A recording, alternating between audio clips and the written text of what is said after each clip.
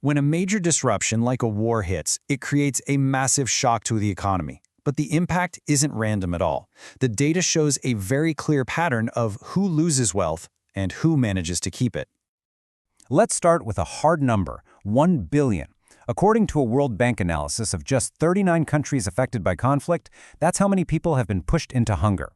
Now that is, of course, a humanitarian crisis, but from a purely financial lens, it's a catastrophic economic event. So, to really get this, we're going to break it down into 4 parts. First, we'll look at the big picture economic footprint. Second, we'll dig into the specific ways wealth gets destroyed. Third, the Great Divide, who suffers and who can adapt. And finally, the single unfiltered takeaway from all the data. Okay, Section 1. War's economic footprint. Let's start with the macro view. What does a war actually do to an entire economy?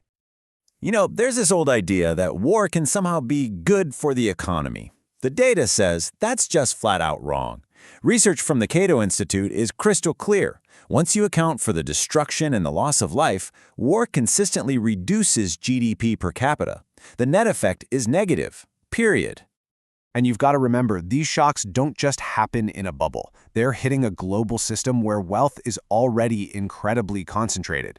This chart here shows how the income share of the richest 10% has been climbing for the last 40 years. So the system was already unequal before these new shocks even started. All right, Section 2, how wealth is destroyed. So how, specifically, does wealth just get erased during a conflict? Well, there are 4 core mechanisms at play. First, you've got the overall economic decline. Trade just stops, investment runs for the hills, and businesses close, which leads to massive unemployment.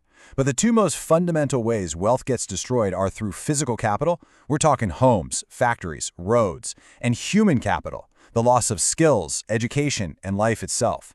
These are literally the foundations of any economy.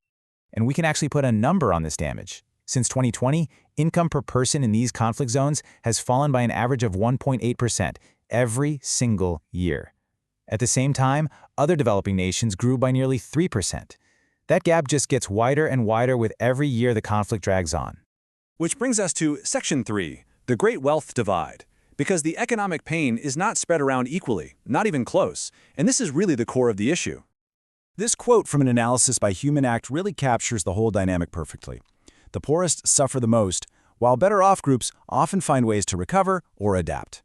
So the big question is, why does this happen? It all comes down to one critical difference: asset mobility. For the vast majority of people, their wealth is in physical, immobile assets. Things like their house, their job, their local business. These things are tied to a specific place, and when that place is hit by conflict, that wealth is destroyed. The wealthy, on the other hand, hold a much larger slice of their wealth in financial, mobile capital. We're talking stocks, bonds, foreign currency. These assets aren't tied to a physical spot. They can be moved across borders to safety, often with just a few clicks. Okay, Section 4, the unfiltered takeaway. All of this brings us to the single most important financial insight from all this data. So what's the fundamental principle here? What's the core takeaway you need to understand? Sure it is.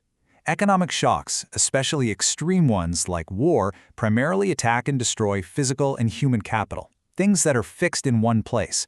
But capital that is liquid and mobile is far, far more resilient. Now, this isn't a judgment, it's just the cold, hard financial logic of disruption. The core question for any asset in a crisis is simple: can it be moved?